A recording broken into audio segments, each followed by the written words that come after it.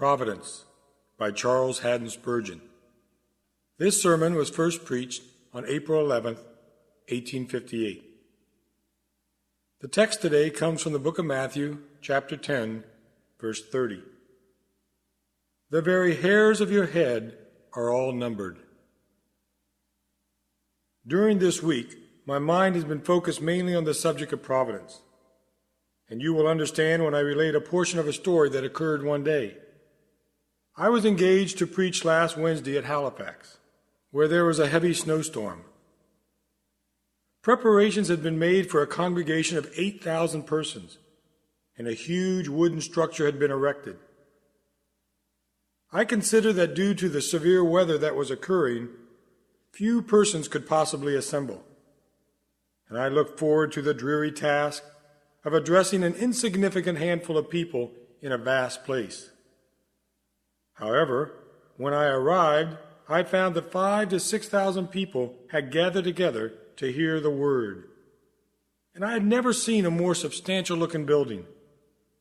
It certainly was a huge, ugly building, but nevertheless, it seemed well adapted to fulfill the purpose. We met together in the afternoon and worshiped God, and again in the evening.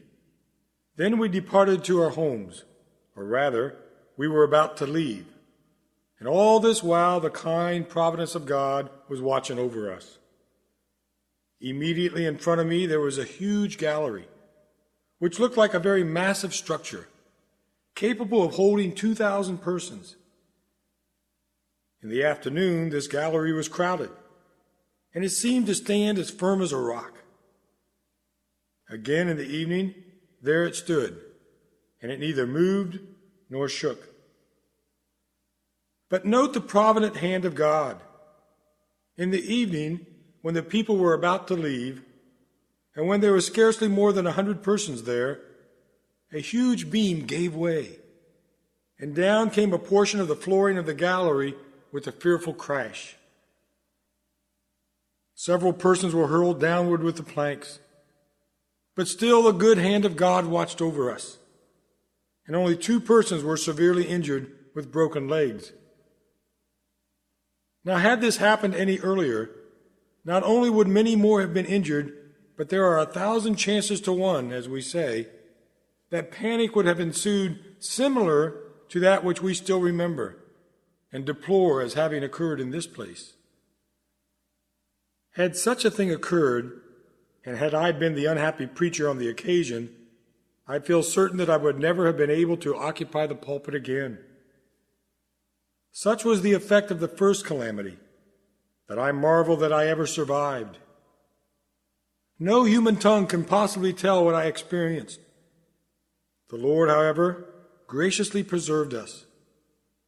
The fewness of the people in the gallery prevented any such catastrophe, and thus the most fearful accident was averted. But we have a more marvelous providence still to record.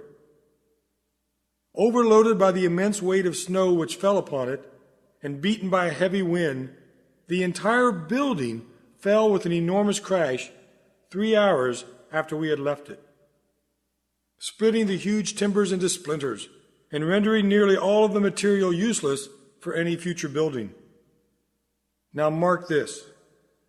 Had the snow begun 3 hours earlier, the building would have most certainly fallen on us, and we can only guess how few of us would have escaped. But mark another thing. All day long it thawed so fast that the snow as it fell seemed to leave a mass not of white snow, but of snow and water together. This ran through the roof, causing considerable annoyance, and I was almost ready to complain that God's providence was harsh. But if it had been a frost instead of a thaw, you could easily perceive that the place would have fallen several hours earlier. And then your minister and the greater part of his congregation would probably have been in the other world. There may be some who deny providence altogether. I cannot conceive that anyone at the scene would have done so. This I know.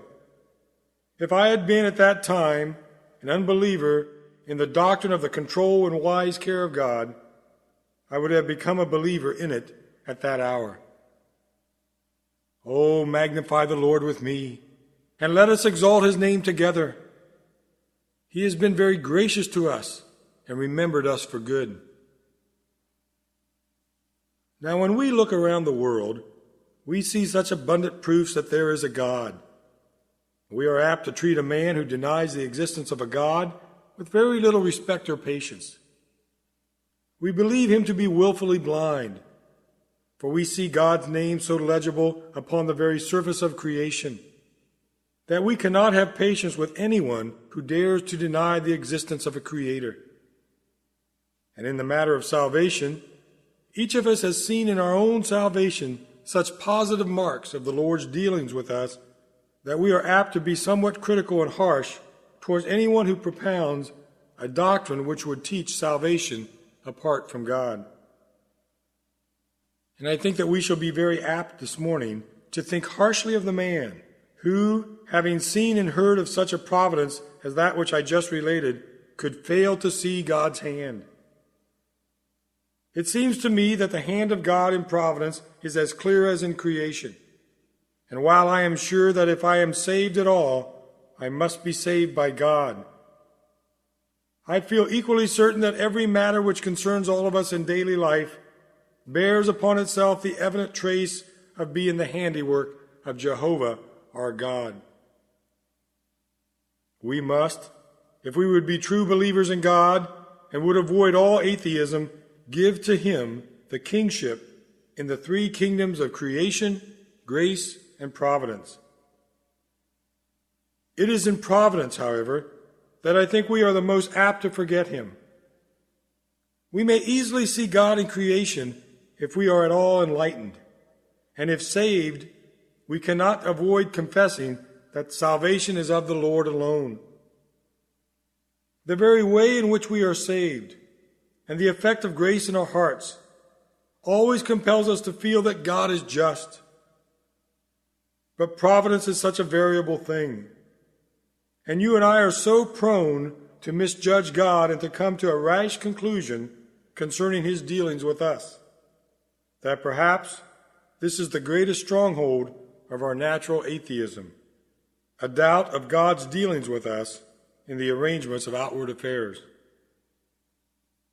This morning I shall not be able to go deeply into the subject, but I can vigorously enter into it after being so great a partaker of his wonder-working power. From the text I shall draw 2 points. First of all, the text says, "The very hairs of your head are all numbered." From this I shall infer the minuteness of providence. Again, inasmuch as it is said of believers that the hairs of their head are all numbered, I shall infer the kind consideration, the generous care which God exercises over Christians. And then, from the text and from our Savior's reason for uttering these words, I shall draw a practical conclusion of what should be the spirit and temper of the men and women who believe this truth, that the very hairs of their head are all numbered. First, our text clearly teaches us the minuteness of providence. The minuteness of providence. Everyone can see providence in the great things. It is very seldom that you find any person denying that when an avalanche falls from the summit of the Alps. The terrible hand of God is there. There are very few men who do not feel that God is present in the tornado and in the storm. Most men will acknowledge that the earthquake, the hurricane, the devastation of war, and the ravages of deadly disease come from the hand of God. We find most men very willing to confess that God is the God of the hills, but they forget that he is also the Lord of the valleys. They will grant that he deals with great masses of people, but not with individuals, with rivers and oceans, but not with drops of water. Most men forget, however, that the facts which they believe about providence occurring in the great things involves a providence in the little things as well. For it would be an inconsistent belief that the big things were in God's hand while the little atom was left to chance. It is indeed a belief that contradicts itself. We must believe everything is of chance, or else everything is of God. We must believe that everything is ordained and arranged, or else we must believe that everything is left to the wild whirlwind of chance and accident. But I believe that it is in the little things that we fail to see God. Therefore, it is to the little things that I call your attention this morning. I believe my text literally means what it says. The very hairs of your head are all numbered. God's wisdom and knowledge are so great that he even knows the number of the hairs on our head. His providence extends to the minute particles of dust in the summer wind. He numbers the gnats in the sunshine and the fish in the sea. While the providence of God certainly does control the massive planets and the stars that shine in heaven, that providence is not embarrassed to deal with the teardrop that trickles from the eye. Now I want you to notice how the little circumstances of daily life, when we put them all together, clearly reveal their origin.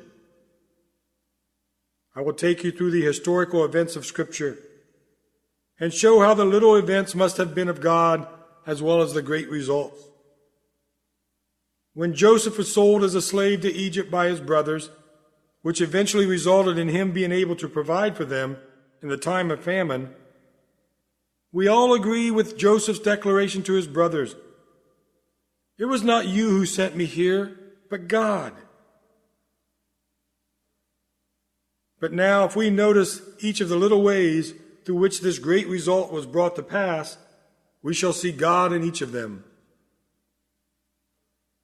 One day, Joseph's brothers had gone out with the sheep, and Jacob, their father, wanted to check up on them.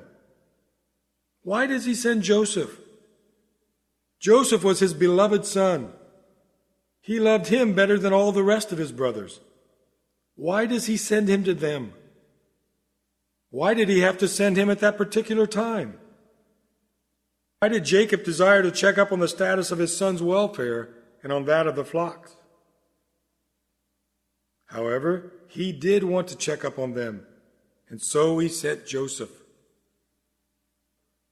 A mere accident, you will say, but quite a necessary foundation of the whole plan of God. Joseph goes. His brothers are in need of good pasture, and therefore they leave Shechem, where Joseph expected to find them, and they journey on to Dothan. Why go to Dothan? Wasn't the whole land available to them? However, Joseph goes there. He arrives at Dothan just when they were thinking of him and his dreams, and they decided to put him in a cistern, throw him down in a pit. As they were about to eat their meal, some descendants from Ishmael came by. Why did they come by there at all? Why did they come at that particular time? Why were they going to Egypt? Why couldn't they have been going on in another direction? Why was it that they wanted to buy slaves instead of some other commodity? However, Joseph is sold as a slave. But he is not disposed of on the road to Egypt. He is taken to the land. Why is it that Potiphar decides to buy him? Why is it that Potiphar has a wife, and one that would be so full of lust? Why should Joseph be thrown into prison? How is it that the baker and the cupbearer should offend their master? All by chance, as the world sees it? But every link is necessary to make the chain. The baker and the cupbearer offend their master, and they are both put into prison. How is it that both of them have a dream? How is it that Joseph interprets the dreams? How is it that the cupbearer forgets to mention Joseph to Pharaoh when he's released? Why? Because if he had remembered to mention him, it would have spoiled it all. Why is it that Pharaoh dreams? How can dreams be under the arrangement of God's providence? However, Pharaoh does dream. The cupbearer then thinks of Joseph. Joseph is brought out of prison and taken before Pharaoh. But take away any of those simple circumstances, break any one of the links of the chain, and the whole of the design is scattered to the winds. You cannot get the machine to work if any of the minute cogs of the wheels are taken away. Everything is disarranged. I think it seems very clear to any man who will dissect, not only that, but any other history he likes to fix upon, that there must be a God in the little accidents and dealings of daily life, just as well as in the great results that tell upon the pages of history. God is to be seen in little things. We will now notice in the minutiae of providence how punctual providence always is. How punctual providence always is. You will never wonder more at providence than when you consider how well God keeps time with himself. To return to our history, how is it that the Ishmaelites should come by at just the right moment? How many thousand chances there were that their journey might have taken place hours before? It all could not have happened better. You know, Reuben intended to come back later and rescue Joseph out of the cistern. And when he did come back, the boy wasn't there. God had these Ishmaelites ready. You don't know how he may have sped them on their way or delayed them so as to bring them to the exact spot at exactly the right moment. To give another example, there was a poor woman whose son had been raised from the dead by Elisha.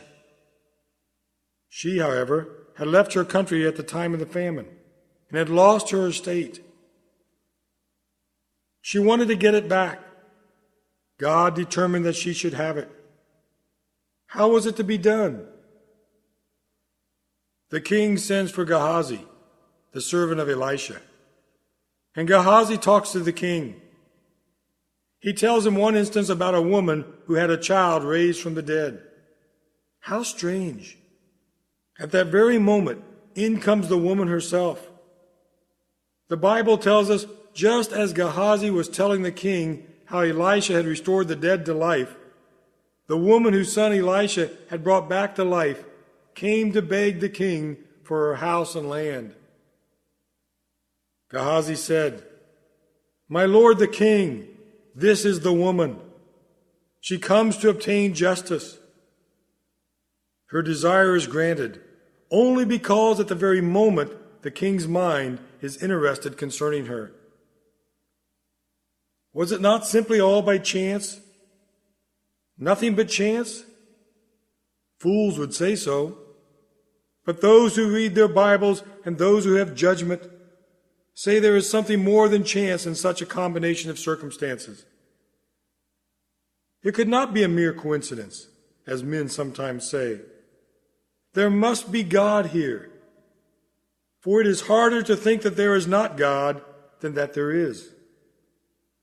And while belief in God may be said by some to involve a great stretch of faith, the refusal to accept him in such things as this would involve an infinitely greater amount of belief. No, God was there. There is another instance that I remember in the New Testament history. Paul goes into the temple, and the Jews rush upon him in a moment to kill him. They drag him out of the temple, and the doors are shut against him. They are just in the very act of killing him, and what is to become of poor Paul's life? 5 more minutes and Paul will be dead, when up comes the commander of the Roman troops and delivers him. How was it that the commander knew of it? Most likely, some young man of the crowd who knew Paul and loved him ran to tell him. But why was it that the commander was at home? How was it that the commander was able to come on a moment's notice? How was it that he came at all? It was only just a Hebrew being killed, a man that was good for nothing. How was it that he came when the streets were full of people? There was a mob all around Jerusalem. How did he come to the right street? How did he come in the exact nick of time? You say, it is all chance? I laugh at you. It is providence. If there is anything in the world that is plain to any man that thinks, it is plain that God overrules all mortal things and manages all of our affairs. But mark this, that the running of the youth and his arrival at the precise time and the coming of the commander at the exact time just prove the punctuality of divine providence. And if God has designed that a certain thing will happen at 12 o'clock, if you have appointed it for 11 o'clock, it shall not happen until 12.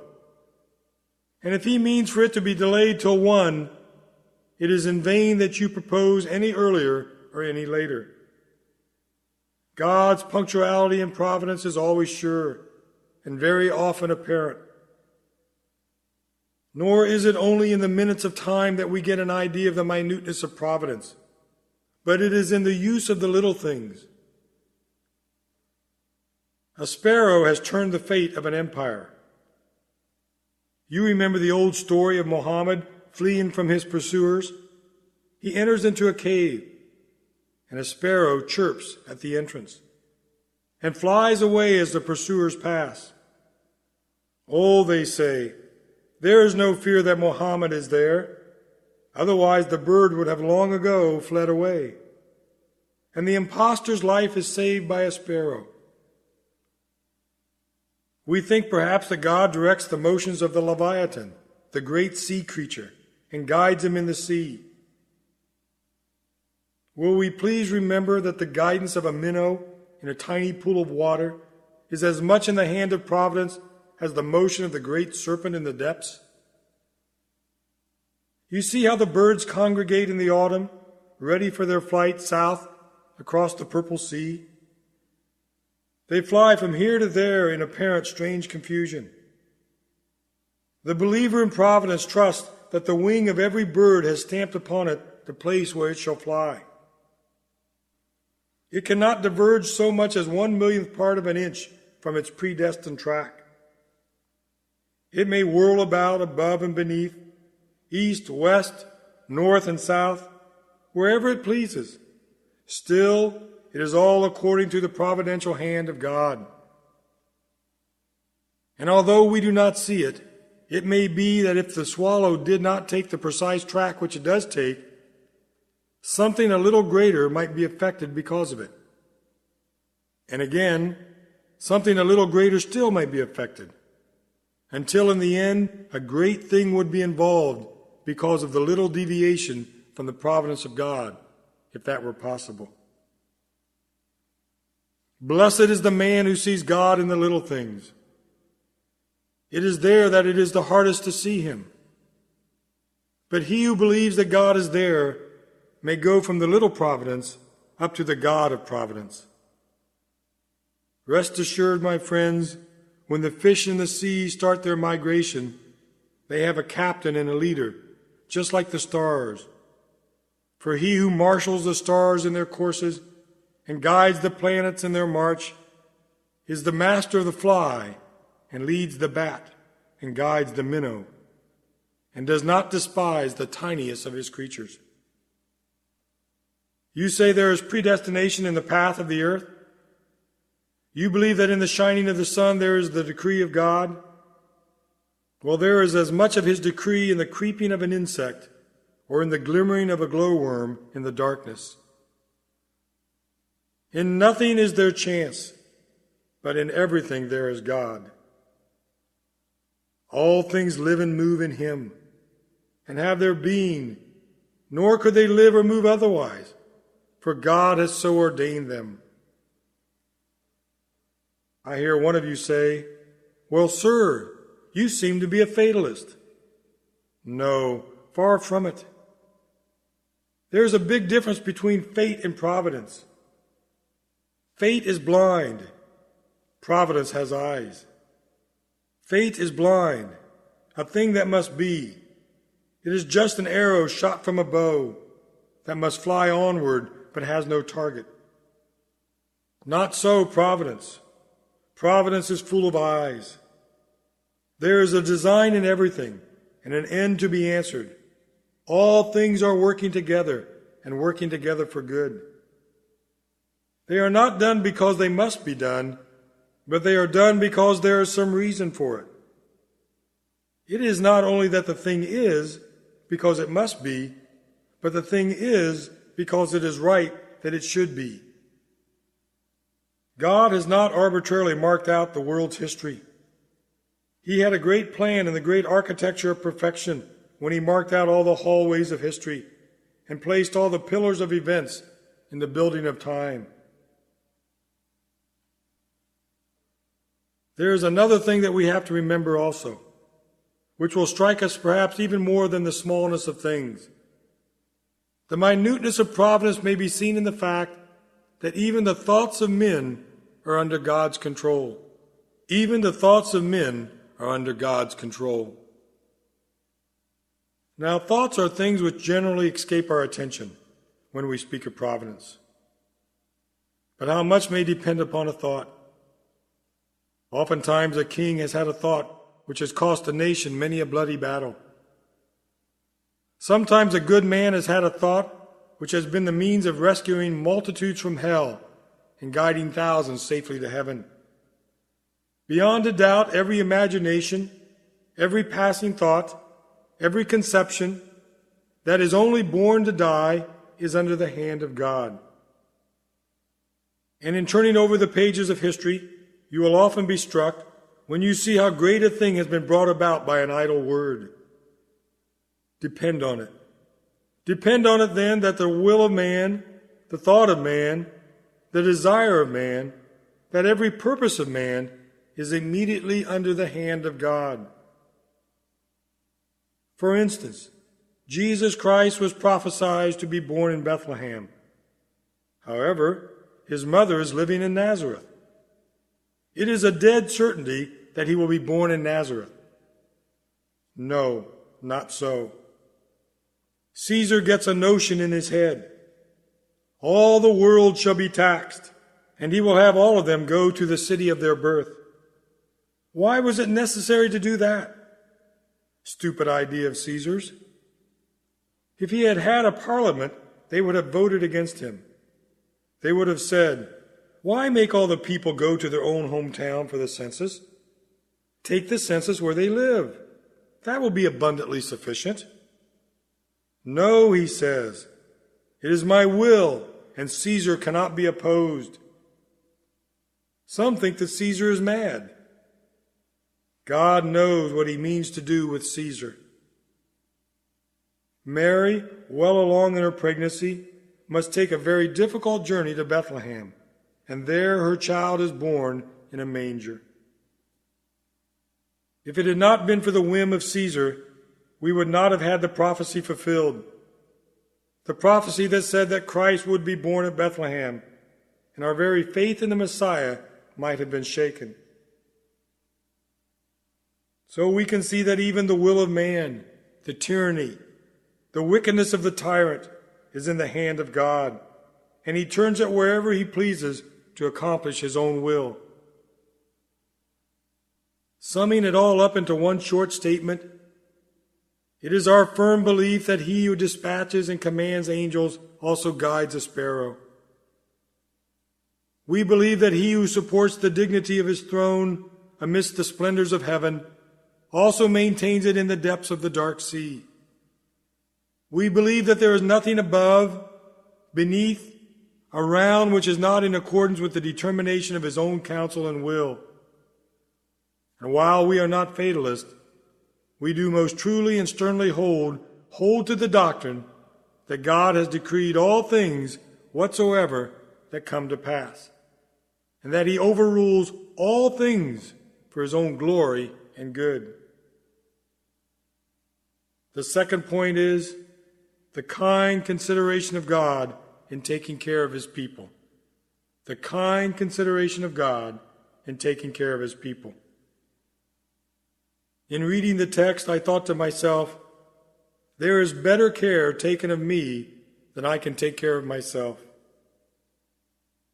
You all take care of yourselves to some extent, but which of you ever took so much care of yourself as to count the hairs of his head? But God will not only protect our bodies, but even the outgrowth of hair is looked after. And how much this excels all the care of our tenderest friends.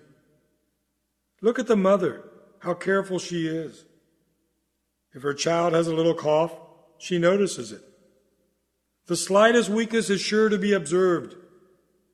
She has watched all its motions anxiously to see whether it walked right, whether all of its limbs were sound, and whether it had the use of all of its powers in perfection. But she has never thought of numbering the hairs of her child's head, and the absence of one or two of them would give her no great concern.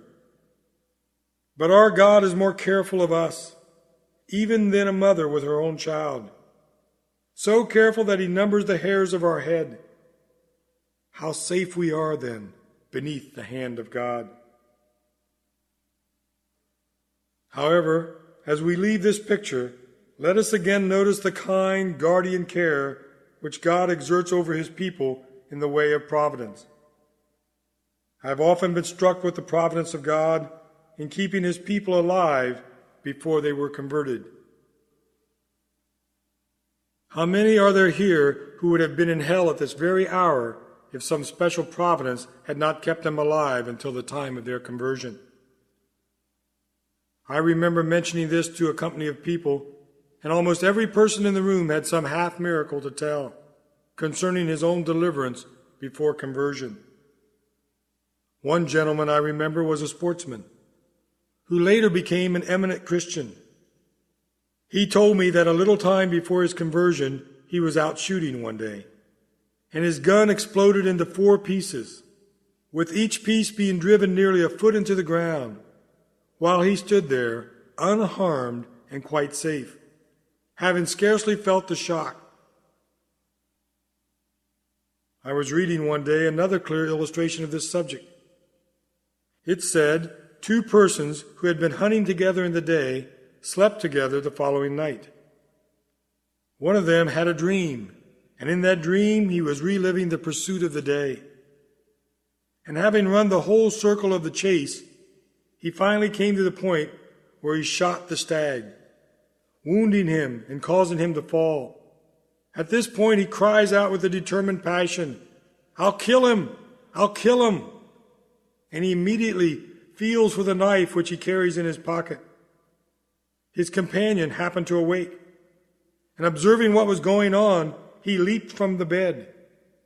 Being secure from danger, and the moon shining into the room, he stood to watch the event, when, to his inexpressible surprise, the infatuated sportsman gave several deadly stabs in the very place where a moment before the throat and the life of his friend lay.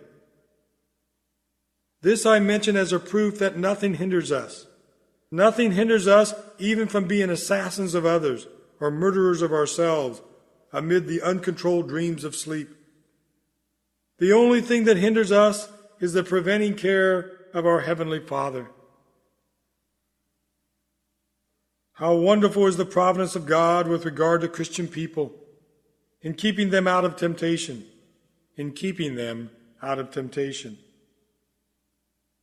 I have often noticed this fact, and I believe you are able to confirm it, that there are times when if a temptation should come, you would be overtaken by it. But the temptation does not come. And at other times, when the temptation does come, you have supernatural strength to resist it. Yes, the best Christian in the world will tell you that the strength of his lust is still such that there are moments when, if the object were presented to him, he would certainly fall into the commission of a foul sin. But then the object is not there, and there is no opportunity of committing the sin. At another time, when we are called to go through a burning fiery furnace of temptation, we have no desire towards that particular sin. In fact, we feel an aversion towards it, or are even incapable of it. It is strange, but many a man's character has been saved by providence. The best man that ever lived knows little how much he owes for preservation to providence, as well as to the grace of God. How wonderfully, too, has providence arranged all of our places.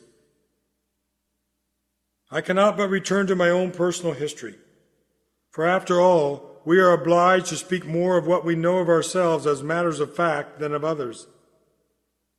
I shall always regard the fact of my being here today as a remarkable instance of providence. I probably would not have occupied this hall and have been blessed by God in preaching to multitudes if it had not been for what I considered an annoying accident.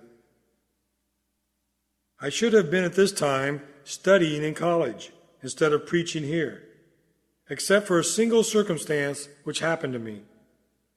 You see, I had agreed to go to college. The tutor wanted to see me, and so I went to see him at the house of a mutual friend. I was shown by the servant into one drawing room in the house, and the tutor was shown into another drawing room. He sat and waited for me for 2 hours. I sat and waited for him for 2 hours. He could wait no longer, and went away thinking that I had not treated him very well. I also went away, and thought that he had not treated me very well. As I went away, this text came to my mind. Should you seek great things for yourself? Seek them not. So I wrote to say that I must positively decline. I was happy enough among my own country people, and did very well in preaching, and I did not care to go to college. I've now had 4 years of labor in the ministry. But speaking from man's perspective, those who have been saved during that time would not have been saved, at least by my instrumentality, at any rate, if it had not been for the remarkable providence turning the whole intention of my thoughts and putting things into a new track. You have often had strange accidents like that. When you have resolved to do one thing, you found that there was no way to do it. It was quite impossible. God turned you another way and proved that providence is indeed the master of all human events. And how good, too, has God been in providence to some of you in providing your daily bread. It is remarkable how a little poverty makes a person believe in providence, especially if he is helped through it. If a person has to live from hand to mouth, when day by day the manna falls, he begins to think there is a providence. The gentleman who sows his broad acres, reaps his wheat and puts it into his barn, or takes his regular income, gets on so nicely that he can do without providence. He does not care a bit about it. The rents of his houses all come in, and his money in the bank is quite safe. What does he need with providence? But the poor man who has to work at day labor and sometimes runs very short, and just then happens to meet with somebody who gives him precisely what he needs, he exclaims, "Well, I know there is providence. I cannot help believing it. These things could not have happened by chance." And now, in conclusion, brothers and sisters, if these things are true, if the hairs of our head are all numbered, and if providence provides for his people all things that are necessary for this life and godliness, and arranges everything with infinite and unerring wisdom, what manner of persons should we be then? What manner of persons should we be?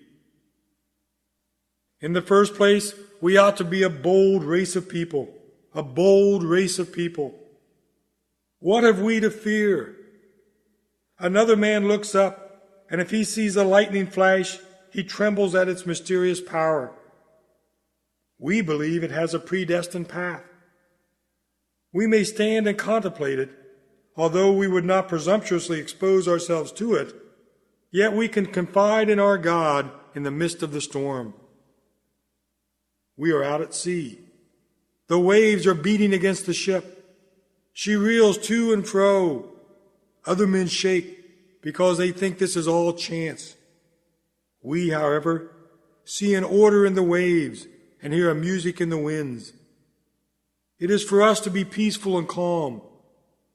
To other men, the storm is a fearful thing, but we believe that the storm is in the hand of God. Why should we shake? Why should we quiver? In all the convulsions of the world, in all earthly distress and danger, it is for us to stand calm and collected, looking boldly onward. Our confidence should be very much the same in comparison with the man who is not a believer in Providence as the confidence of some highly educated surgeon who, when he is going through an operation, sees something very marvelous, but yet never shudders at it, while the ignorant peasant who has never seen anything so wonderful is alarmed and fearful, and even thinks that evil spirits are at work. We are to say, "Let others say what they please. I know God is here, and I am his child, and this is all working for my good. Therefore I will not fear, though the earth give way and the mountains fall into the heart of the sea." May I especially address this remark to timid people? There are some of you who are frightened at every little thing. Oh, if you could only believe that God manages everything. Why, you would not be screaming because your husband is not home when there is a little thunder and lightning, or because there is a mouse in the parlor, or because there is a great tree blown down in the garden. There is no necessity that you should believe that your brother-in-law, who has gone to Australia, was shipwrecked because there was a storm when he was at sea. There is no need for you to imagine that your son in the army was necessarily killed because he happened to be on the front lines, or if you do think it is necessary, still as a believer in God's providence, you should just stand and say that God has done it, and it is yours to resign all things into his hands. I say to those of you who have been bereaved in the death of a loved one, if you believe in providence, you may grieve, but your grief must not be excessive. I remember being at a funeral of a friend, hearing a beautiful parable which I have told before and will tell again. There was much weeping on account of the loss of a loved one, and the minister put it this way. He said, "Suppose you are a gardener employed by another. It is not your garden, but you are called upon to tend it, and you have your wages paid you. You have taken great care with a certain number of roses.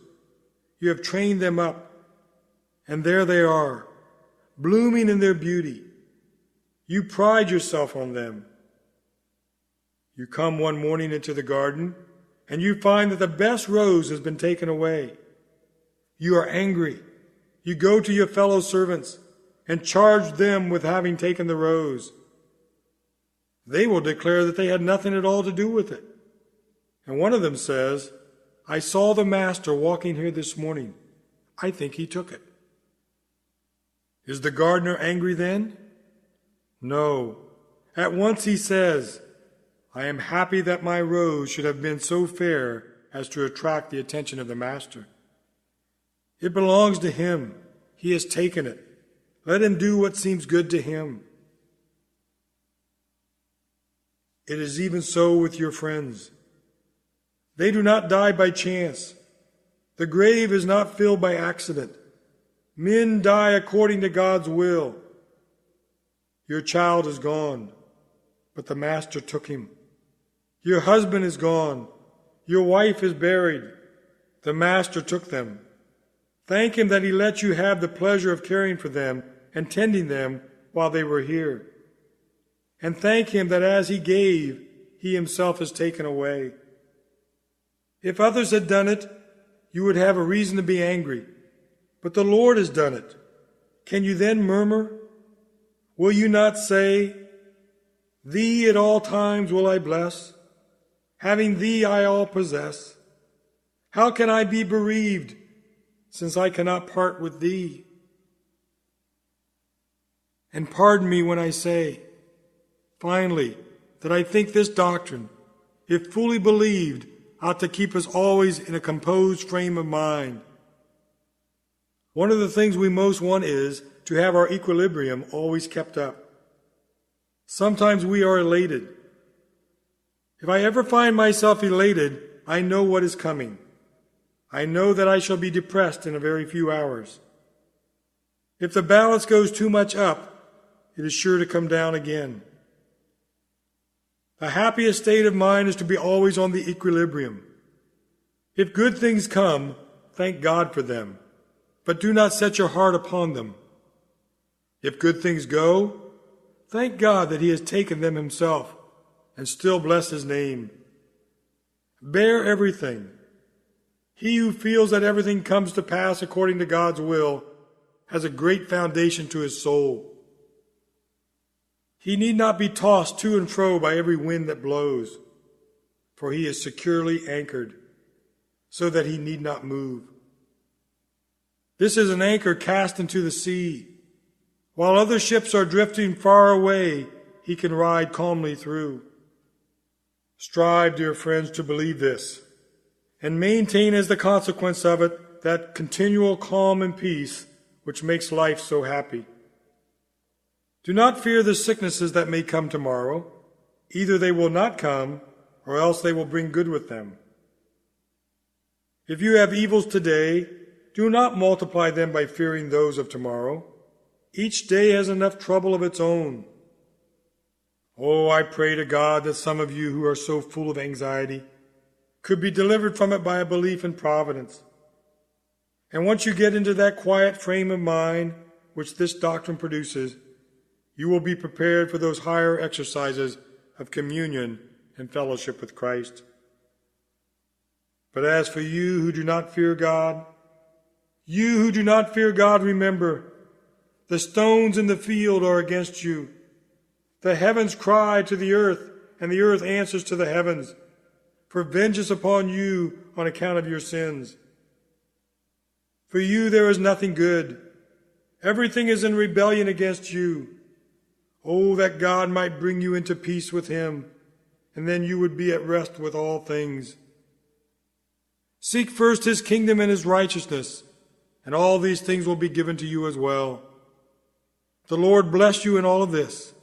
For Jesus' sake, amen.